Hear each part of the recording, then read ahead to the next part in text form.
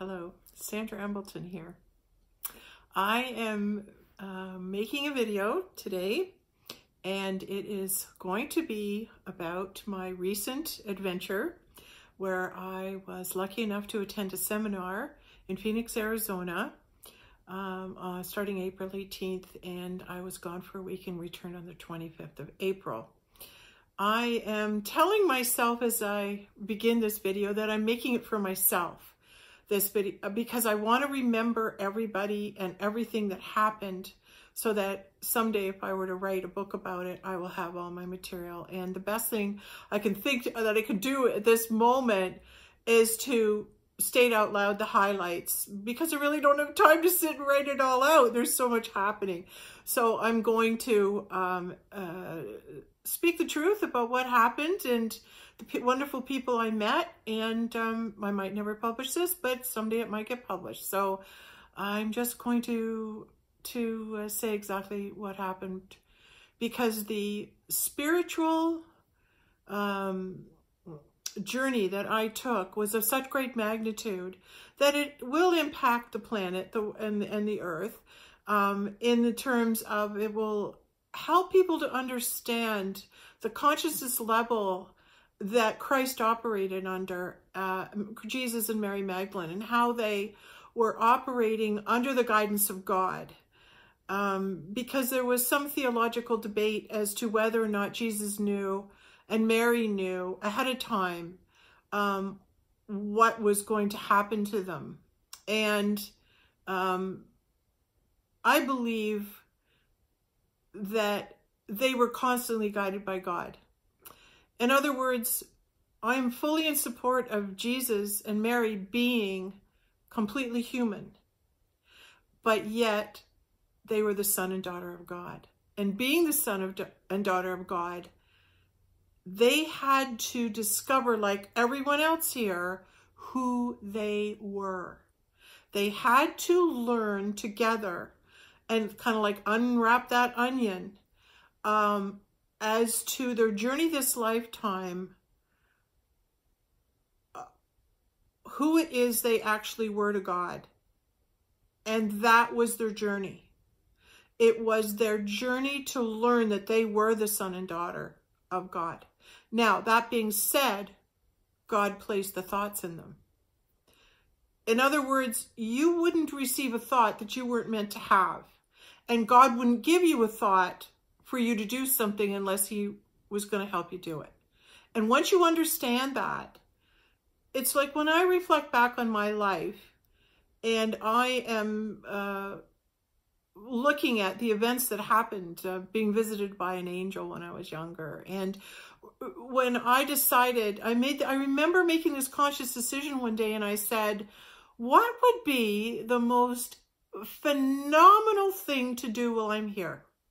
Like, if I were to do something so miraculous this time around, when I'm going to choose what I want to do this lifetime, what would be the most incredible thing to prove? What would be the most miraculous thing to shoot for? And in my mind, I received the thought, well, I want to prove Jesus was real, and I want to meet him. I'm not going to wait for another lifetime. I want to meet him. And I had that thought. Why would I have that thought? It was placed in me because it was in me to find him.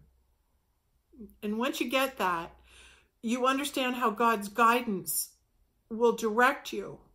Your task is to have that relationship with God in so much as that he can speak to you and you hear him and you stop arguing.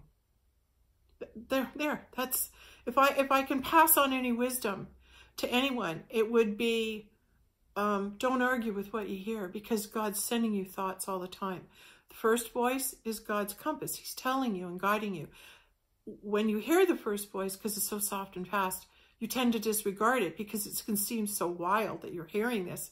And what immediately follows the voice of God is the voice of doubt, Once you attune yourself into the awareness that I'm going to hear God's voice, and when I do, it's quick, it's fast, and it's soft, so I really have to pay attention. And afterwards, you're going to hear the doubt that goes, oh, you didn't really hear that. Oh, that's ridiculous. Why would I think that? Well, that you argue with yourself and you talk yourself out of it.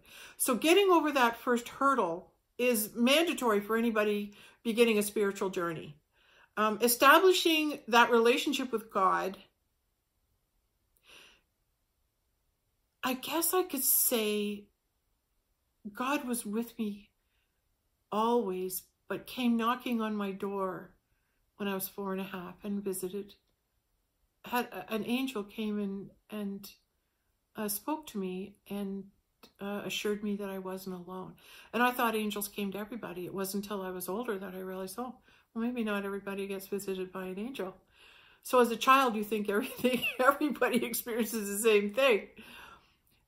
Just the miraculous events that have transpired over my lifetime has given me cause and reason to trust God and seek him out further.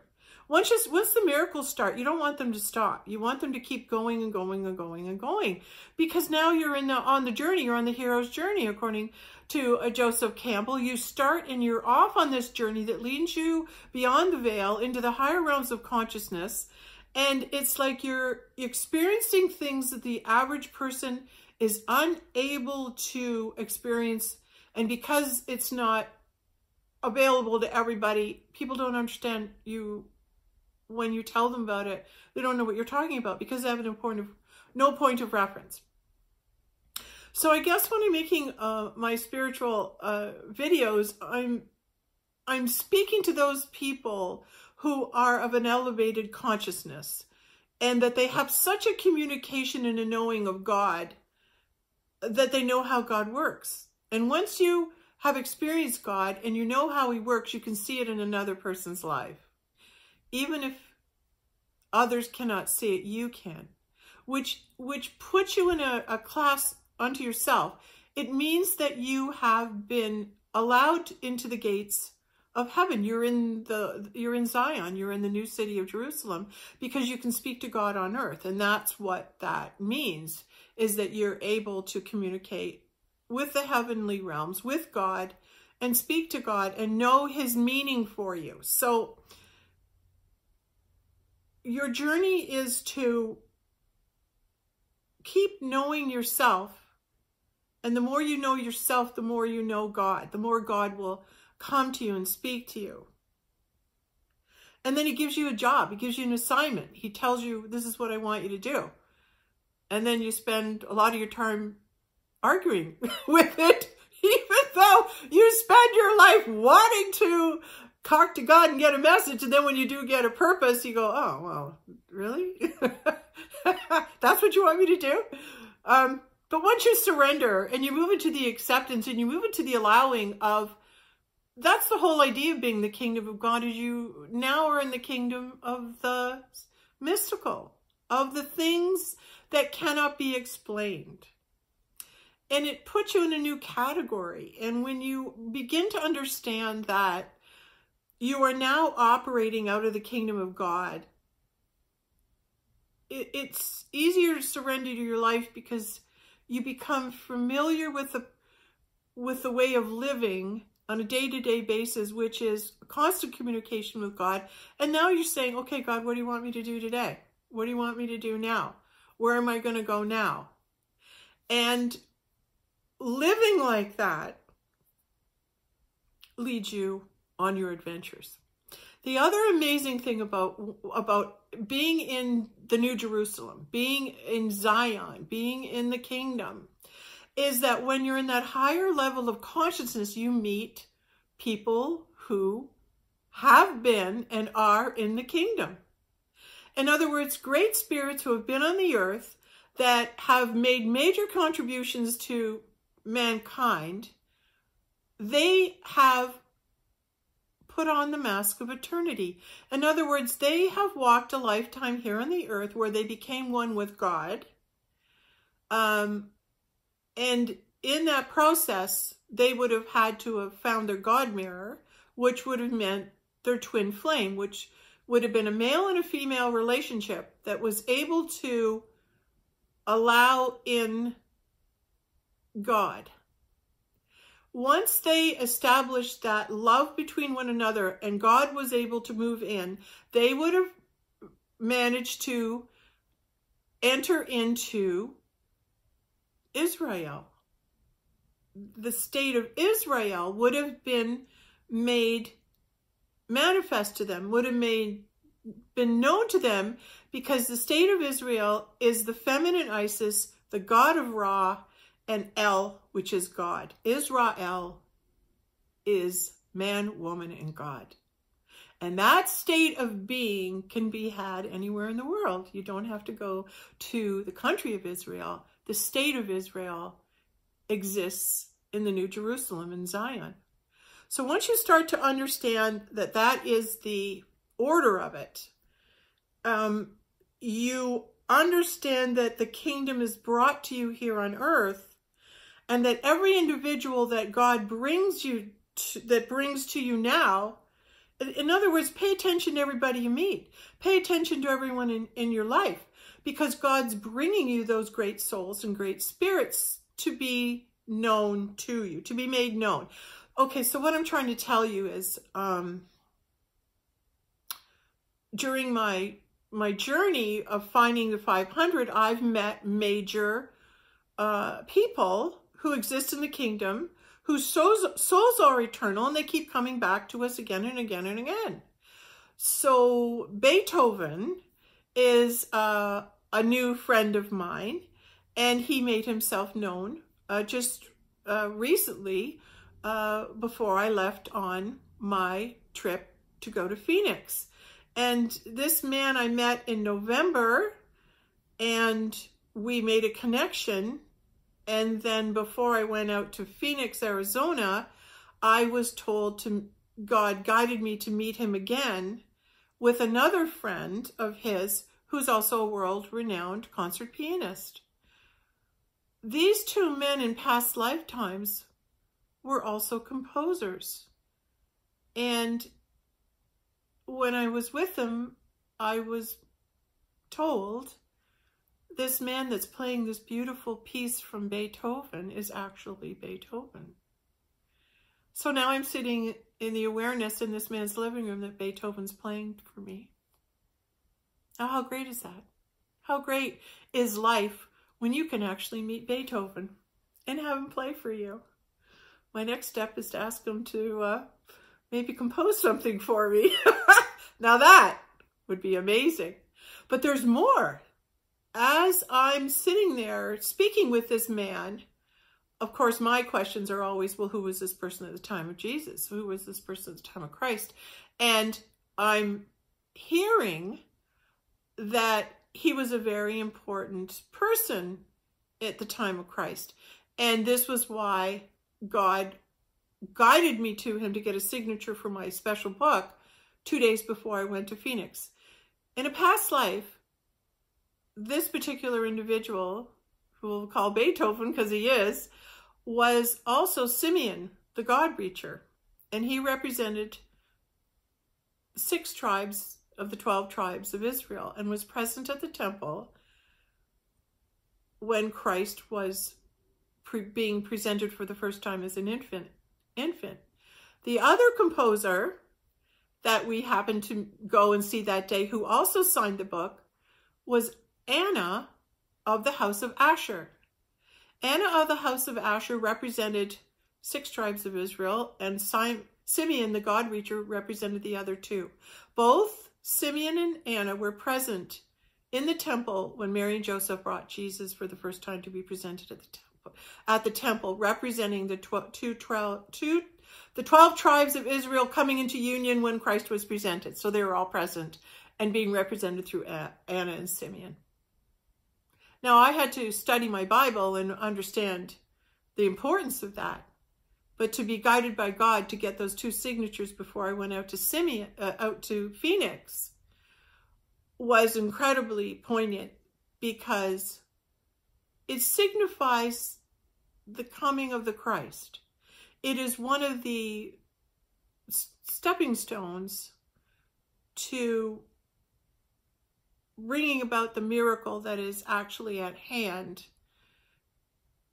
right now on the planet. And there's individuals that are involved in the moving forward of God's plan in bringing Jesus back. If you operate in the spiritual kingdom under the rule of everything that is, was, that there's nothing new under the sun, that what is now is infinite. Past, present, and future happening at the same time. The return and the second coming that happened then is happening now. And this journey I took out to Phoenix was to meet those people that were present when Christ rose. I met the women that Mary Magdalene went to get when she discovered that Jesus' tomb was empty and that he had risen. And those women, those 4 women, Mary and those other 3 women that she ran to get, who were disciples of Jesus, I met those 3 women when I was in Phoenix. I also met Jacob and Elijah, who are in the same person, the same man who was conducting the seminar. I met 3 representatives from the star system in the Pleiades. Wonderful beings. And that one man was also Don Quixote. He was Don Quixote in a past life. And I met Templar Knights. I was cared for and loved and looked after my entire trip, sitting beside and then befriending one of the women there who was a Templar Knight. When you are in the kingdom, miracles happen.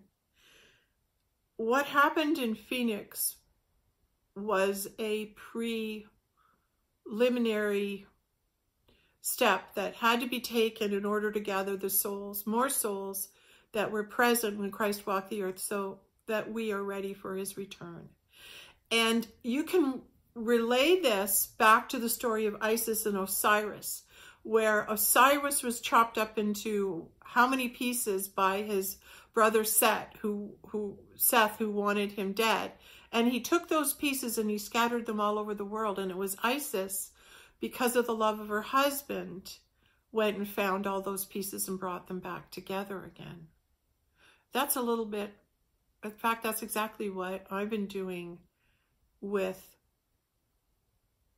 finding these signatures of those souls that walk the earth as Christ. I'm finding all his pieces that he left in everyone here. That's why that book's so special. Yeah. I know this could be hard for a lot of people to understand, but then again, people might understand a lot more than I give them credit for right now. And I'm saying you will believe this story. And I am overjoyed to share with you that it is my belief that his coming is imminent, and it is present, and it is happening now. And this is wonderful news for everybody. And I am doing my very best as Mrs. Jesus to keep you informed and help you to understand what's going on. It's a miracle that's happening now. For this time we were placed upon the earth to do the will of God, whatever it is. And we are in for the biggest miracle. And be rejoicing because it's here. More information to come. Thank you.